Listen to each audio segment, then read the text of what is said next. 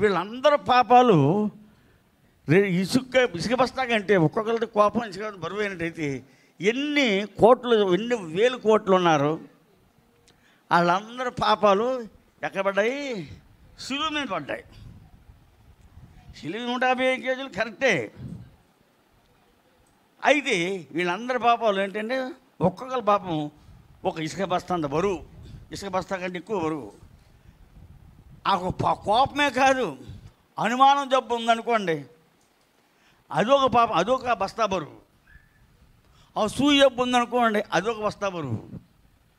ద్వేషం అనే జబ్బు ఉందనుకోండి, అదొక బస్తా బరువు. ఈ పాప దోషాలన్నీ కూడా ఆ సిలువ మీద మోయబడితే, ఆ సిలువ ఏం చేయండి యేసయ్య గారు ఇలా భుజమ్మ చేసుకుని మొయ్యలేదు, ఇలా లాక్కెళ్ళిపోతే మొయ్యలేక 150 కేజీలు సిలువ మొయ్యలేక కాదు, దీనిలో పాప భారం ఎక్కువ. అది మోయలేక ఏంటంటే ఆఖరికి ఏంటంటే కింద రాళ్ళు గుచ్చుకుపోతుంటే, ముళ్ళు గుచ్చుకుపోతుంటే అలాగ సహించుకుంటూ చివరికి ఏంటంటే గొల్లుగతా కొండకి వెళ్ళి అక్కడ 15 మూరలు ఎత్తు ఆమెన్ సిలువ తయారు చేయించి ఆ యేసుప్రభు వారిని మేకులతో సిలువ కొట్టారు. ఇంకో ఇద్దరు బందిపోటు దొంగల్ని పట్టుకుని కుడివైపున ఒకరిని ఎడవైపు ఒకరిని సిలువ కట్టారు. ఈయన ఒక్కడనే దారుణంగా ప్రపంచ ఉత్పత్తి మొదలుకొని ప్రభు సిలువయ్యేంత వరకును, మళ్ళీ ఆనాడు సిలువ విధానం ఇంకోనాడు ఇంతవరకు జరిగినట్టుగా చరిత్రలో లేదు. అంత దారుణంగా సిలువ వేశారు. దేవునికి స్తోత్రం. లేదు, ఆ సిలువ మీద నుండి 7 మాటలు పలికాడు.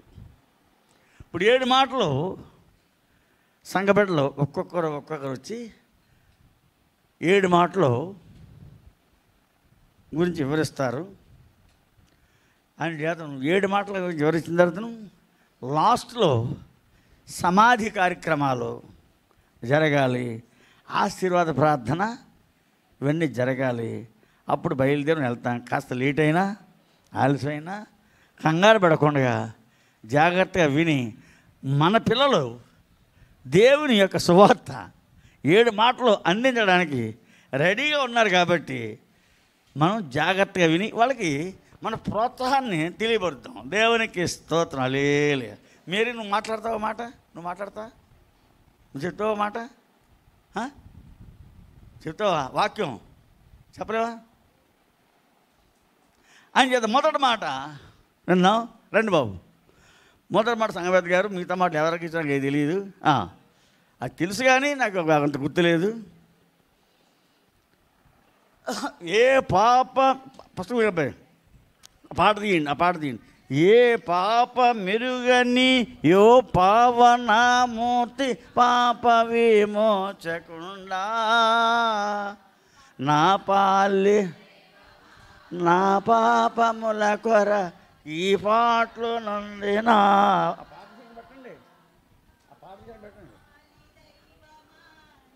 పాపముల కొర ఏ పాటలు పొందినావా. ప్రతివారు వచ్చి ఒక శరణం పాడి మొదటి శరణం అయిన తర్వాత 2వ శరణం పాడి మళ్ళీ 2వ వాక్యం చెప్పి 3వ శరణం పాడి 3వ వాక్యం చెప్పి అదిలాగా కొనసాగిస్తారు. పాడండి.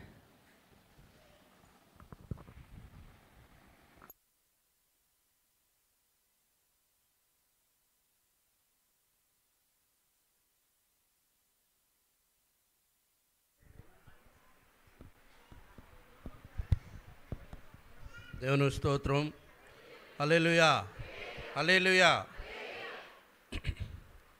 మరి మనల్ని దేవుడు గత గుడ్ ఫ్రైడే ఆరాధన నుంచి ఈ ఆరాధన వరకు ఆయన సజీవమైన రెక్కల కింద కాచి, మరి మనకంటే అనుభవజ్ఞులు, మనకంటే తెలివైన వారు, మనకంటే గొప్పవారు కూడా,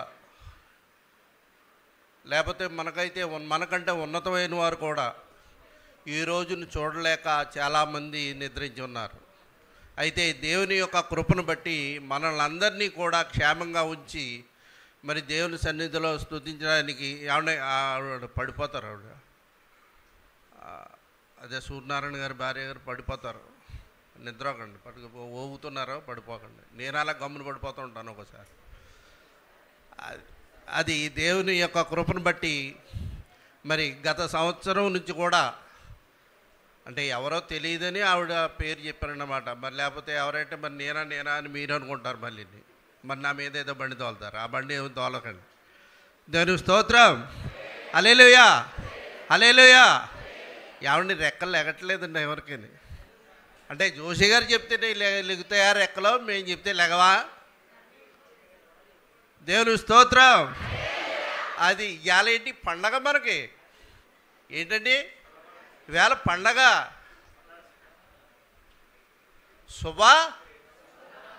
శుభ శుక్రవారం, అంటే మంచి శుక్రవారం ఇవాళ మనకు పండగ.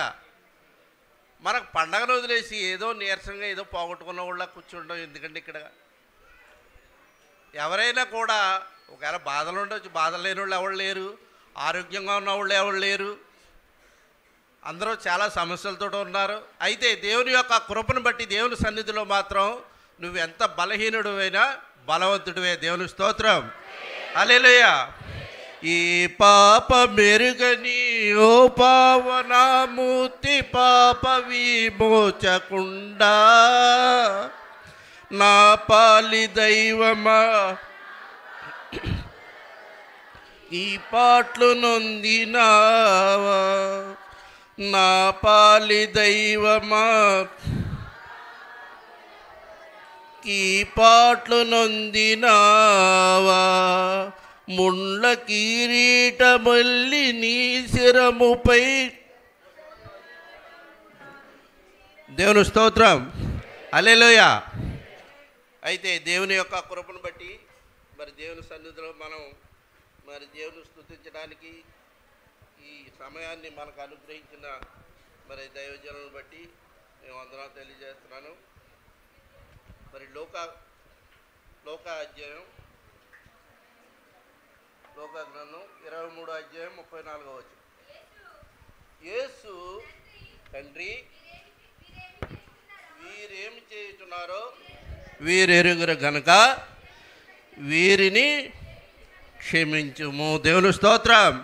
హల్లెలూయా. మనల్ని దవడ మీద కొట్టయితే ఎవరైనా నోరు మూసుకుని మాట్లాడి ఊరుకుంటారండి? ఏమండి ఎవరైనా ఊరుకుంటారా? నేను కొట్టేస్తాను ఎవరినైనా ఊరుకుంటారా? కానీ ఆయన దేవుడు ఏం చెప్తున్నాడో విన్నారా? వీరు ఏమి చేయుచున్నారో వీరికి తెలియదు కనుక వారిని క్షమించు. అందుకే వారికి తెలిసి కొడుతున్నారండి, తెలిసి కొట్టట్లేదు. వీళ్ళు దేవుడని కొట్టట్లేదు. ఆయన ఏదో రకంగా కొట్టాలి, మనం హింసించాలి. ఆ హింసకి ఆయన బాధపడాలి. ఆయన బాధపడితేనే మనకి ఏంటండి, ఆయన బాధపడితేనే మనకు క్షమాపణ. ఆయన రక్తం కారితేనే మనకు విమోచన. అయితే దేవుని యొక్క కృపను బట్టి ఆయన కొడుతున్నప్పుడు ఆయన ఏం చేశాడంటే వీరేం తెలియదు వారిని క్షమించుము అని చెప్పి ప్రార్థన చేశాడు ఆయన. దేవుని స్తోత్రం. హల్లెలూయా. అయితే అంత గొప్ప ఓర్పు గల మనసు మరి ఎవరికి ఉంటుందంటారు? ఎవరికైనా ఉంటుందంటారా? కనీసం అత్తగారు ఇచ్చుకుంటే కోళ్ళ సాయంత్రం దాకా కొనుక్కుంటూ ఉంటుంది. ఏమండి, కోళ్ళ కొనుక్కుందనుకోండి, అత్తగారు సాయంత్రం దాకా చిరాకు పడుతూనే ఉంటుంది. లేకపోతే మాంగారు చిరాకు పడుతూ ఉంటాడు, లేకపోతే అల్లుడు చిరాకు పడుతూ ఉంటాడు. ఎవరికి ఓర్పు అనేది ఎవరికైనా ఉందండి? ఓర్పు గొప్ప ద్రోహ కార్యములు జరగకుండా ఏం చేస్తుందండి? కాస్తుందన్నమాట. ఓర్పు గొప్ప ద్రోహ కార్యాలు జరగకుండా కాస్తుంది. ఓర్పు అనేది దేవునికి ఉంది కాబట్టి ఇవాళ మనకి రక్షణ దొరికింది. లేకపోతే మనకు రక్షణ ఉందంటారా? ఉందా? వాళ్ళు ఎలా ఉన్నా మనం అలాగ ఉంది అంతే. వాళ్ళు తాగిపడిపోతారు, మనం తాగిపడిపోదు, అంతే కదండి. అయితే దేవుని యొక్క సన్నిధిలో మనం అడుగు పెట్టాం కాబట్టి దేవుని యొక్క కృపను బట్టి మనకి గొప్ప ఓర్పును మనకి అనుగ్రహించాడు. అయితే దేవుని సన్నిధిలో ఉన్న ప్రతి ఒక్కరు కూడా అంత ఓర్పుతో ఉండరు. కానీ ఓర్పును తెచ్చుకోవాలి. ఈ మాటలు దేవుడు ఎందుకు మాటలు పలుకుతున్నాడంటే, వీరికి ఏమి తెలియదు కనుక వీరిని క్షమించు. క్షమించే హృదయం మనలో ఉండాలి. మన గురించి ఏవో రకరకాలు చెప్పుకుంటారు, అయినా మనం క్షమించాలి. మనం క్షమించినప్పుడే దేవుని మాటకు మనం నడుస్తున్నాం అనుకోండి, మనం నడిచి ప్రతి ఒక్క నడక, ప్రతి ఒక్క అడుగు దేవుని సన్నిధిలో దేవుని వాక్యానికి సంబంధించి సరిపడా ఉండాలి. అంతే తప్ప కానీ మనం ఏదో డబ్బా కొట్టుకుని వెళ్ళిపోవడం కాదు. ఇక్కడ మనం ఏదో డబ్బా కొట్టుకుని వెళ్ళిపోతే సరిపోదండి. మనం వేసే ప్రతి ఒక్క మాట, మాట్లాడే ప్రతి ఒక్క మాట, ప్రతి ఒక్క అడుగు దేవునికి వాక్యానికి సరిపోతుందా లేదా అని ప్రతి ఒక్కరు చూసుకున్నట్లయితే ఎవరో ఏ తప్పు చేయరు. దేవుని స్తోత్రం, హల్లెలూయా. దేవుడి కొద్ది మాటలు దీవించును గాక.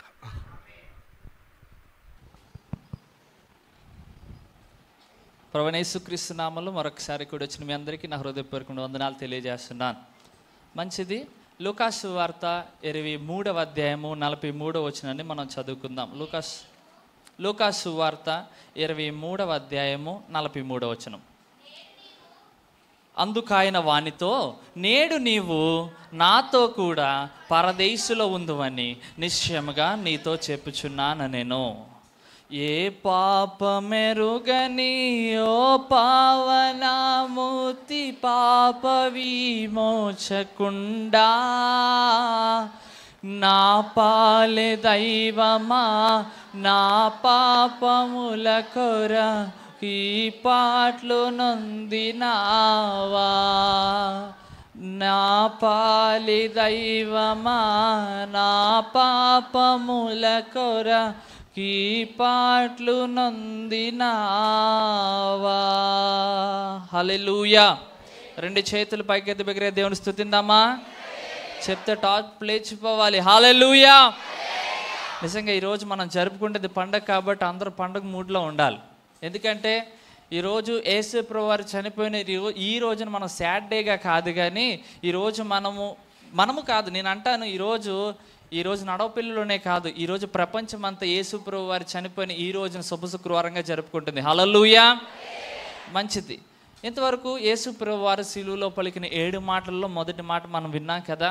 మొదటి మాట, తండ్రి వీరేమి చేయుచున్నారు వీరెరుగరు గనుక వీరిని క్షమించుము. యేసు ప్రభువు వారు 7 మాటలు శిలువలో 7 వాక్కులు పలికారు. ఎన్ని మాటలండి? 7 మాటలు. మొట్టమొదటిగా ఇంతవరకు మనం ఎన్ని మాటలు విన్నాం? ఒక మాట. అది ఏం మాట్లాడారు యేసు ప్రభువు వారు? తండ్రి వీరేమి చేయుచున్నారు వీరెరుగరు గనుక వీరిని క్షమించుము. ప్రియమైన దేవుని బిడ్డలారా, యేసు ప్రభువు వారు తన శిలువలో పలికిన 7 వాక్కుల్లో మొదటి వాక్కు క్షమాపణ వాక్కు. ఏం వాక్కు అండి అది? యేసు ప్రభువు వారి శిలువలో యేసు ప్రభువు వారు అక్కడున్న ప్రజలను ఎంతగానో ప్రేమించారు. అవునా కాదండి? ఆయన ఎంతగానో ప్రేమించారు, కానీ తన సొంత వారే ఆయనను కాదనుకుని అక్కడ బందిపోటు దొంగ అయిన బరబ్బాను విడుదల కోరుకున్నారు. కానీ యేసు ప్రభువు వారిని ఏం చేయమన్నారు? సిలువ వేయము, సిలువ వేయము అని కేకలు వేస్తే దేవుని వాక్యం స్పష్టంగా సెలవిస్తుంది, వారి కేకలే, చెప్పండి, వారి కేకలే గెలిచాయి. యేసు ప్రభువు మొట్టమొదటి పలికిన వాక్కు క్షమాపణ వాక్కు. ఏం వాక్కు అండి ఇది?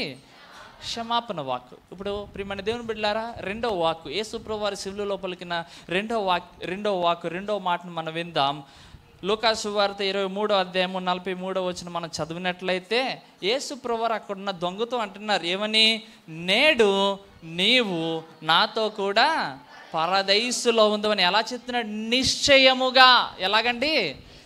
నిశ్చయముగా నీతో చెప్పుచున్నాను నేను. దేవుని నామానికి మహిమ కలుగును గాక. ఈ యొక్క వాక్యాన్ని మనం జాగ్రత్తగా పరిశీలించినట్లయితే యేసు ప్రభువు వారు అక్కడున్న తోటి దొంగ యేసు ప్రభువు వారు రండి ఇక్కడ ఎలా చెప్పాలంటే యేసు ప్రభువారిని సిలువ వేశారు కదా. 2 గనుల మధ్యన యేసు ప్రభువారిని సిలువ వేయలేదు కానండి.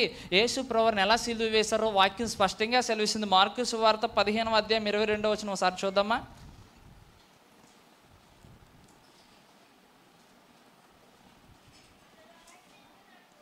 ఒకసారి 15వ అధ్యాయము 27వ వచనం. మరియు కుడి వైపున ఒకనిని ఎడమ వైపున ఒకనిని 2 బందిపోటు దొంగలు ఆయనతో కూడా సిలువ వేసిరి. ప్రియమైన దేవుని బిడ్డలారా, ఇక్కడ యేసు ప్రభువారు సిలువలో పలికిన రెండో వాక్కు, అంటే రెండవ మాటగా మనం చూసినట్లయితే ఆయన అంటున్నారు, నేడు నువ్వు నాతో కూడా పరదైసులో వద్దు. మొదటి మాట ఏమో, తండ్రి వీరేమి చేయించున్నారు వీరెరుగురు కనుక వీరిని ఏం చేయాలి, క్షమించము. మొదటి మాట ఏంటి, క్షమాపణ వాక్కు.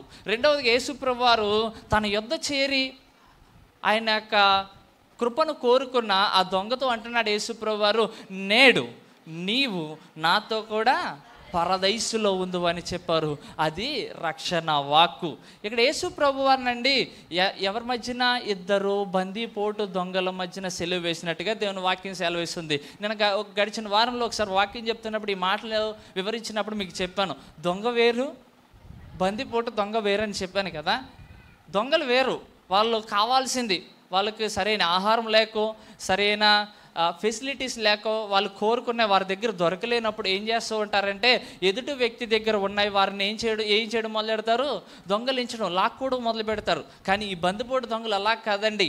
వాళ్ళకి కావాల్సింది అనుకున్న వెంటనే వాళ్ళకి కావాలి, వారు కావాలనుకున్నది వారికి దొరకలేనప్పుడు వారు కావాలనుకున్న దానికి అడ్డుపడుతున్న వారిని కూడా ఏం చేయడానికి వెనకాడరు, చంపడానికి.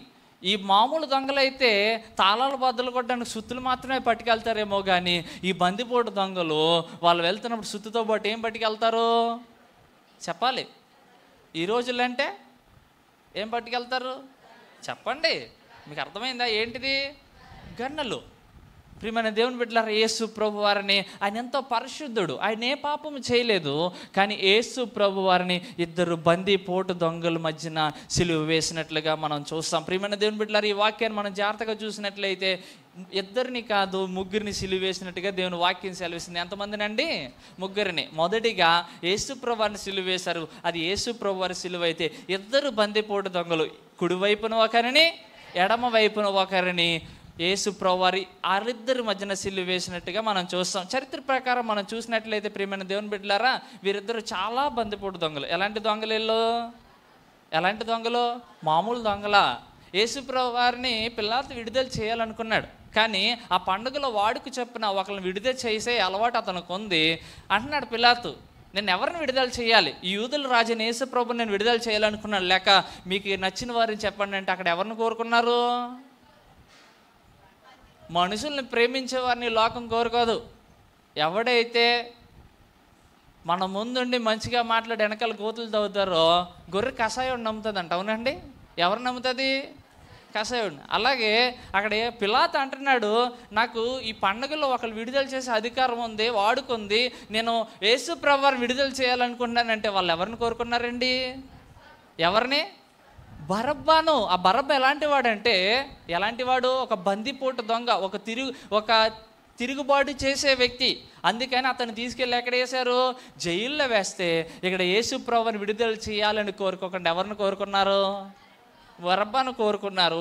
ఆ బరబ్బాతో మిగతా ఖైదీలు ఉంటారు కదా, ఆ ఇద్దరు ఖైదీలు ఎవరంటే యేసు ప్రభువు కుడి వైపున ఒకరిని ఎడం వైపున ఒకరిని వేశారు. చరిత్ర ప్రకారం ఎడం వైపున ఉన్న దొంగ ఒక యూదుడు అంటండి. ఎవరండి చెప్పాలి నాతో పాటు, నేను చరిత్ర చెప్తున్నాను, మీరు జాగ్రత్తగా వినాలి, తర్వాత నాతో చెప్పాలి. చరిత్ర ప్రకారం మనం చూసినట్లయితే యేసు ప్రభువు కుడి వైపున ఒకరిని ఎడం వైపున ఒకరిని. మొదటిగా ఎడం వైపున ఉన్న దొంగ ఎవరంటే యూదుడు. ఎవరండి, యూదుడు. అతనికి పేరు కూడా ఉంది, నిసీమస్. ఏం పేరండి, చరిత్ర ఏం చెప్తుందంటే ఎడం వైపున వేయబడిన దొంగ పేరు, బందిపోటు దొంగ పేరు నిసీమస్. అలాగే రెండవదిగా కుడి వైపున ఉన్న ఒక దొంగ కూడా ఉన్నాడు, అతను కూడా ఒక బందిపోటు దొంగే, అతడు మాత్రం గలిలయుడు. ఎవరండి, గలిలయుడు అంటే అన్యుడు.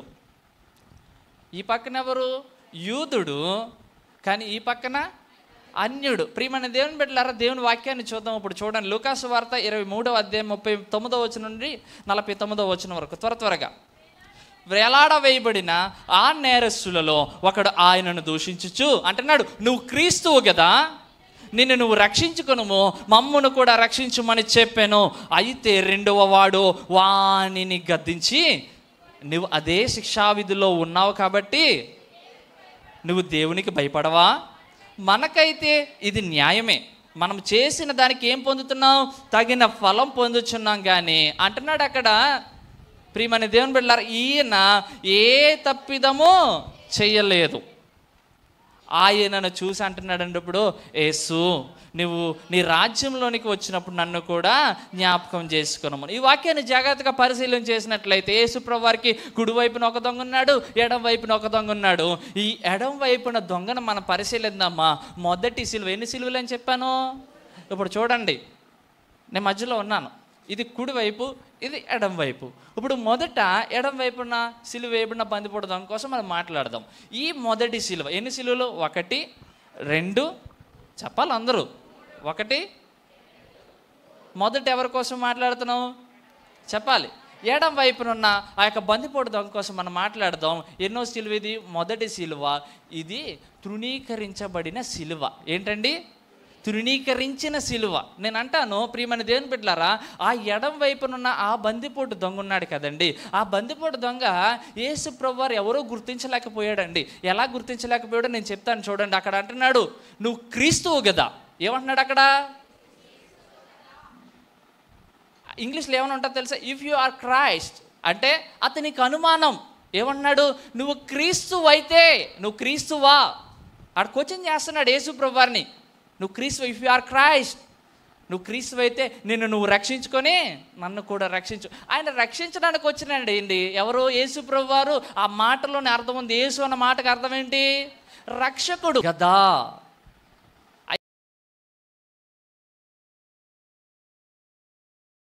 ఇంగ్లీష్లో ఏమని ఉందని చెప్పాను?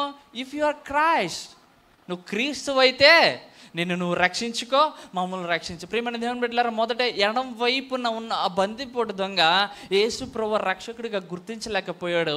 యేసు ప్రభువారు ఇచ్చే ఆ రక్షణను తృణీకరించినట్లుగా. అందుకే మొదటి సిలువ ఏంటండి? తృణీకరించిన సిలువ. ప్రియమైన దేవుని బిడ్డలారా, రెండవదిగా ఇప్పుడు నేను మధ్యలో ఉన్నాను అంటే ఇదేంటిది? రక్షకుని సిలువ. అంటే నేను అంటాను విమోచించిన సిలువ. అదే యేసయ్య సిలువ. ఎవరి సిలువ అండి అది? యేసు ప్రభు వారి సిలువ. హల్లెలూయా. మొదటి సిలువ ఏంటండి? తృణీకరించిన సిలువ. వాడు బందిపోటు దొంగే. వాడు బందిపోటు దొంగ అయినప్పుడు అక్కడ యేసు ప్రభు 2 సంవత్సరాలు పరిచర్య చేశారు. 3.5 సంవత్సరాలు సువార్త పరిచర్య చేస్తే ఆ నోట ఈ నోట యేసు ప్రభు వారు పేరంతా మారుమ్రోగిపోయింది. కానీ ఈ యొక్క బందిపోటు దొంగకు మాత్రం యేసు ప్రభు వారు ఎవరో తెలియదు. కానీ రెండవ దొంగ వాడిని గద్దించాడండి. రెండవ వాడిని దొంగ. ఇప్పుడు నేను అంటున్నాను కదా, రెండో సిలువ కోసం మాట్లాడుతుంది. ఈ రెండో సిలువ ఎవరు?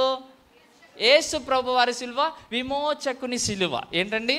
నేను 3 సిలువలు చెప్తా. మొదటిది తృణీకరించిన సిలువ, విమోచించిన సిలువ. అదే మనల్ని అందరిని విమోచించాడు కదా, అదే యేసు ప్రభు వారి సిలువ. దేవుని నామానికి మహిమ కలుగును గాక. ఇప్పుడు ఈ యొక్క కుడివైపునున్న ఆ యొక్క సిలువ కోసం మాట్లాడదాం. అది అంగీకరించిన సిలువ. ఏ సిలువ అండి అది? ఎలాంటి సిలువ అది? అంగీకరించిన సిలువ. ఎందుకో చెప్తాను చూడండి. అక్కడ అంటున్నాడు మొదట ఆ ఎడం వైపునున్న బందిపోటు దొంగ ఏమని ప్రొనౌన్స్ చేస్తున్నాడంటే, ఏమని పిలుస్తున్నాడంటే, నువ్వు క్రీస్తువు కదా. ఏమంటున్నాడు? కానీ ఇక్కడ కుడివైపునున్న దొంగ మాత్రం ఏమని పిలుస్తున్నాడో తెలుసా? యేసు ప్రభువారిని యేసు. ఏమని పిలిచాడు? చదవండి ఒకసారి చదవండి. 23వ అధ్యాయము 42వ వచనం. ఆయనను చూచి, చూడండి ఏమని పిలుస్తున్నాడు? యేసు అని పిలలేదు. అక్కడ చూడండి, యేసు. ప్రియమైన దేవుని బిడ్డలారా, యేసు ప్రభువారు ఎలాంటి వాడో ఆ దొంగ తెలుసుకున్నాడు. కాబట్టి ఇంతవరకు మన దేవుని వాక్యాన్ని మనం విన్నాం కదా. చాలామంది దైవసేవకులు వాక్యాన్ని ప్రకటిస్తూ ఉంటారు. యేసు ప్రభువారు తను 3.5 సంవత్సరాలు చేసిన ఆ సువార్త పరిచర్యలో చాలామంది, ఒక గుడ్డివాడైతే దావీదు కుమారుడా అని పిలిచాడు. అవునండి. చాలామంది బోధకుడా అని పిలిచారు. కొంతమంది చాలామంది ప్రభువా అని పిలిచారు. కానీ ఇక్కడ యేసు ప్రభువారితో సిలువ వేయబడిన ఆ బందిపోటు దొంగ మాత్రం క్రీస్తు అని పిలలేదు, బోధకుడు అని పిలలేదు, కానీ యేసు. ప్రియమైన దేవుని బిడ్డలారా, అక్కడ వాక్యాన్ని జాగ్రత్తగా పరిశీలన చేసినట్లయితే యేసు అను మాటకు రక్షకుడు అనే అర్థము. కాబట్టి యేసు ప్రభువారు నన్ను ఖచ్చితంగా రక్షించగలరు అని నమ్మాడేమో. అందుకే యేసు నీ రాజ్యంతో వచ్చినప్పుడు నన్ను ఏం చేసుకోమన్నాడు? నేను అంటాను ప్రియమైన దేవుని బిడ్డలారా, యేసు ప్రభువారి యొద్దకు వచ్చిన వారిని దేవుడు ఏనాడు విడిచిపెట్టలేదు. దేవుడి నామానికి స్తోత్రం. ఆయన ఏనాడు విడిచిపెట్టలేదు. కానీ ఆయన దగ్గరకు వచ్చిన రోగులు స్వస్థపరిచాడు. అవునా కదా చెప్పండి. నేను అంటాను యేసు ప్రభువారి దగ్గరకు ఒక కుష్ఠరోగి వచ్చి అంటున్నాడు, ఏమంటున్నాడు? నీకు ఇష్టమైతే నన్ను శుద్ధినిగా చేయగలవా నేను. వెంటనే యేసు ప్రభువారి నోట నుండి వచ్చిన మొదటి మాట, నాకు ఇష్టమే, నువ్వు శుద్ధుడువు కమ్ము. యేసు ప్రభువారి యొద్దకు వచ్చిన ఎవరిని తృణీకరించలేదు. ప్రియమైన దేవుని బిడ్డలారా, యేసు ప్రభువారి యొద్దకు వచ్చిన రోగులను స్వస్థపరిచారు, పాపులను విడిపించారు. మగ్దలేని మరియు యేసు ప్రభువారి దగ్గరికి వచ్చి కన్నీటితో తన పాదాలు కడిగి జుట్టుతో తన పాదాలు తుడిస్తే యేసు ప్రభు అన్నారు, నీ పాపాలు క్షమించబడ్డాయి. పాపులను క్షమించాడు, రక్షించాడు. ప్రియమైన దేవుని బిడ్డలారా, తను ఎంతో ప్రేమించిన లాజరు చనిపోతే చనిపోయిన వారిని సైతం కూడా ఏం చేశాడు? తిరిగి లేపాడు. ప్రియమైన దేవుని బిడ్డలారా, యేసు ప్రభువారు ఎవరిని విడిచిపెట్టు దేవుడు కాదు. ఆయన పాత నిబంధనలో ఉంటుంది. దేవుడు అంటున్నాడు, నేను నిన్ను విడువను, ఎడబాయను. ఆయన రక్షించే దేవుడు అండి. ప్రియమైన దేవుని బిడ్డలారా, ఈ యొక్క మధ్యాహ్న కాల సమయంలో దేవుని వాక్యం వినుచున్న మనకు రక్షణ కావాలా? ఎవరి దగ్గరికి చేరాలంటే ప్రియమైన దేవుని బిడ్డలారా, ఆ కుడి వైపునున్న దొంగ ఎడం వైపునున్న దొంగ వలే కాకుండా యేసు ప్రభువారి చెంతని చేరి యేసు ఆయన రక్షకుడిగా ఒప్పుకున్నాడు. అందుకే యేసు అని పలికాడు. యేసు ప్రభువారిని రక్షకుడిగా అంగీకరించాడు. కాబట్టి ఈ సిలువ అంగీకరించిన సిలువ, తద్వారా ఆ చివరి గడియలలో కూడా యేసు ప్రభువారు ఆ బందిపోటు దొంగను రక్షించి అంటున్నాడు, ఏమంటున్నాడు? నేడు నీవు నాతో కూడా ఎక్కడా? పరదైసులో ఉందు అని. మామూలుగా చెప్పలేదు, నిశ్చయముగా చెప్పుచున్నాను. చెప్పండి, నేడు నీవు నాతో కూడా పరదైసులో ఉందువని నిశ్చయముగా చెప్పుచున్నాను. ప్రియమైన దేవుని బిడ్డలారా, తన యొద్దకు వచ్చిన, తన యొద్ద చేరిన ఆ యొక్క బందిపోటు దొంగ చివరి సమయాల్లో కూడా, ఆ చివరి గడియల్లో కూడా యేసు ప్రభువుని రక్షణను కోరుకున్నాడు. తద్వారా యేసు ప్రభువు వారు ఏమి ఇచ్చారు? అతనికి రక్షణ ఇచ్చారు. మీ అందరికి అర్థమవడం కోసం ఒక తీసుకొచ్చాను 3 సిలువలు. నాతో పాటు చెప్తారా?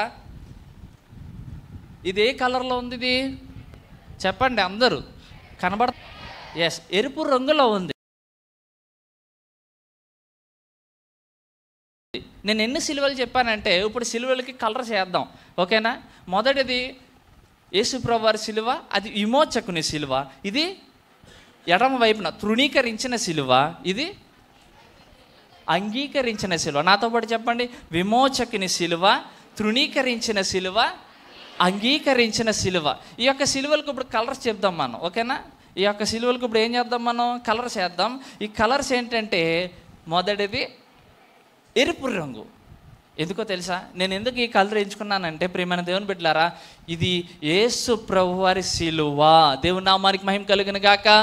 ఇది ఎవరి సిలువ అండి? ఇది యేసు ప్రభువారి సిలువ. ఆయన నిన్ను నన్ను ప్రేమించి, అంటే మనల్ని అందరినీ ప్రేమించి ఆ యొక్క సిలువను ఆయన రక్తముతో ముంచేతారు. దేవుని నామానికి స్తోత్రం కలుగును గాక. ఇది ఎవరి సిలువ అండి? ఎవరి సిలువ? ఇది ఏ రంగులో ఉంది? ఎరుపు రంగు. ఎరుపు రంగు దేనికి సాదృశ్యం? రక్తమునకు సాదృశ్యం. అది ఎవరి రక్తము? పరిశుద్ధుడైన యేసు ప్రభు వారి రక్తము, నిష్కలంకమైన రక్తము. హల్లెలూయా. రెండవదిగా ఇది ఏ రంగులో ఉంది? నలుపు రంగులో ఉంది. ఇదే రంగులో ఉంది. మొదటిది ఎవరి సిలువ అండి? ఇది విమోచకుని సిలువ, యేసయ్య సిలువ. ఇప్పుడు ఇదే రంగులో ఉంది, నలుపు రంగులో ఉంది. ఇది ఎవరి సిలువ కాదు, ఎడం వైపున వేయబడిన ఆ దొంగ ఎవరైతే తృణీకరించారో అతని సిలువ. ఏ రంగు ఇది? రక్షించబడలేకపోయాడు. యేసు ప్రభువు వారు ఎవరో గుర్తెరగలేకపోయాడు. ప్రియమైన దేవుని బిడ్డలారా, ఇది తృణీకరించిన సిలువ. ప్రియమైన దేవుని బిడ్డలారా, ఈ యొక్క చివరికి ఎన్నో సిలువ మిగిలి ఉంది? ఇప్పుడు 3వ సిలువ మిగిలి ఉంది. ఆ సిలువకి ఏ రంగు వేద్దాం మనం ఇప్పుడు? చెప్పండి. వైట్ వేద్దామా? నేనంటాను ఆ 3వ బందిపోడు దొంగ రంగు కూడా ఇదే కలరు. ఏ రంగు ఇది? నలుపు రంగు. ఎప్పుడైతే అతడు బందిపోడు దొంగగా మిగిలిపోయాడో అప్పుడు మాత్రం ఇలా ఉన్నాడు. కానీ ఎప్పుడైతే యేసు ప్రభు చెంతన చేరాడో, యేసు ప్రభు ఆ చివరి గడిలలో కూడా ఆ యొక్క బందిపోటు దొంగను రక్షించి శుద్ధిని చేసి రక్షించాడు. హల్లెలూయా, హల్లెలూయా. ప్రియమైన దేవుని బిడ్డలారా, మొదటిది రక్షకుని సిలువ, రెండవది తృణీకరించిన సిలువ. కానీ ప్రియమైన దేవుని బిడ్డలారా, అతడు బందిపోటు దొంగే, కుడివైపున వేయబడిన ఆ బందిపోటు దొంగే. కానీ యేసు ప్రభు చెంతను ఎప్పుడైతే చేరాడో యేసు ప్రభు వారు ఆ చివరి గడిలలో కూడా ఈ యొక్క బందిపోటు దొంగను రక్షించి అతనుతో అంటున్న మాటలు ఏంటో తెలుసా? నేడు నీవు నాతో కూడా పరదైసులో ఉండు అని చెప్పాడు. వెంటనే అతని జీవితం తెలుపుమయం అయిపోయింది. హల్లెలూయా. గట్టిగా దేవుని నామానికి స్తోత్రం చెప్దాం. హల్లెలూయా. ప్రియమైన దేవుని బిడ్డలారా, ఈ యొక్క వాక్యాన్ని వినుచున్న మనము ఆ యొక్క దొంగ రక్షణ కావాలి అనుకున్నాడు. ప్రియమైన దేవుని బిడ్డలారా, మొదటి వాక్కుగా మనం చూసినట్లయితే అది క్షమాపణ వాక్కు అయితే, ఈ రెండవ వాక్కు నేడు నీవు నాతో కూడా పరదైసులో ఉండు అనే వాక్కు రక్షణ వాక్కు. ప్రియమైన దేవుని బిడ్డలారా, ఇంతవరకు వాక్యాన్ని విన్నాం కదా. ఎవరైతే రక్షణను, దేవుని యొక్క రక్షణ నిర్లక్ష్యం చేస్తున్నారో, మీకు రక్షణ కావాలితే ఎవరి వద్దకు రావాలంటే యేసు చెంతకు రావాలి. యేసు చెంతకు వచ్చిన తర్వాత మీ జీవితానికి ఆయన సమర్పిస్తే ఆయన తన రక్తముతో మిమ్మల్ని కడిగి శుద్ధీకరించి మీకు నిత్య జీవాన్ని ఇచ్చివాడై ఉన్నాడు. దేవుని నామానికి మహిమ కలుగును గాక. హల్లెలూయా. ప్రియమైన దేవుని బిడ్డలారా, ఆ చివరి గడియలలో కూడా నేను అంటాను, యేసు ప్రభువు వారి చెంతకు వచ్చిన వారిని దేవుడు అన్నాడు త్రోసివేయడు, విడిచిపెట్టే దేవుడు కాదు. ఆ చివరి గడియలలో కూడా ఆ దొంగ యేసు చెంతను చేరినప్పుడు ఆయనను రక్షించి రెండవ వాక్కుగా, రెండవ మాటగా, రక్షణ వాక్కుగా యేసు ప్రభువు పలికిన మాట, నేడు నీవు నాతో కూడా పరదైసులో ఉన్నావు. ప్రియమైన దేవుని బిడ్డలారా, రక్షణను నిర్లక్ష్యం చేయకుండా దేవుని చెంత చేరి యేసు ప్రభువు నిజ దేవుడని మనం గుర్తెరిగినట్లయితే ఆయన మనల్ని రక్షించి వాడే ఉన్నాడు. యేసు అన్న మాటకు అర్థం ఏంటండి? రక్షకుడు. ఇంకా నీకు రక్షణ కొదుగుందా? ప్రియమైన దేవుని బిడ్డలారా, ఈ యొక్క మధ్యాహ్న కాల సమయంలో దేవుని వాక్యం వినుచున్న మనం ఏ విధంగా అయితే దొంగ యేసు ప్రభువు రక్షకుడు అని గుర్తించి, యేసు నీ రాజ్యంతో వచ్చినప్పుడు నన్ను కూడా జ్ఞాపకం చేసుకో, ఆ విధంగా మనం ప్రార్థన చేసినట్లయితే యేసు ప్రభువు నిన్ను నన్ను రక్షించడానికి ఈ భూలోకానికి వచ్చారు. ప్రియమైన దేవుని బిడ్డలారా, యేసు ప్రభువుకి మన జీవితాన్ని సమర్పించినట్లయితే ఆయన తన రక్తంతో మనల్ని కడిగి శుద్ధీకరించి పవిత్రపరిచి నిత్య జీవనాన్ని అనుగ్రహించేవాడై ఉన్నాడు. దేవుడు తన పరిశుద్ధ వాక్యం మనం ఇంట్లో దీవించును గాక. ఆమేన్.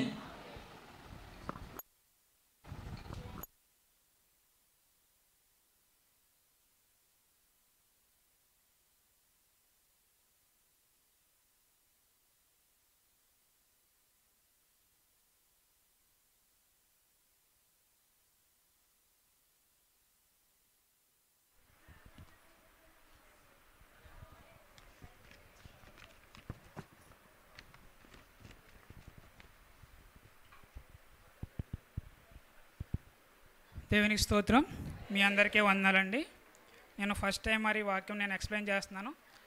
అంటే ఏమి కాని మాట ఒకవేళ పలుకుంటే కనుక దీన్ని ఇక్కడే మీరు మర్చిపోవాల్సిందిగా నేను మిమ్మల్ని కోరుకుంటున్నానండి. ఫస్ట్ టైం కనుక, ఏ పాప మెరుగని యో పావనామూర్తి పాప విమోచకుండా, నా పాలి దైవమా నా పాపముల కొరకి పొందినావా, నా పాలి దైవమా కీ పాట్లు నందినావా. హల్లెలూయా. నాకు ఇచ్చిన మూడవ మాట అండి, యోహాను సువార్త 19వ అధ్యాయము 26వ వచనం అండ్ 27వ వచనం మనం చూసుకున్నట్లయితే,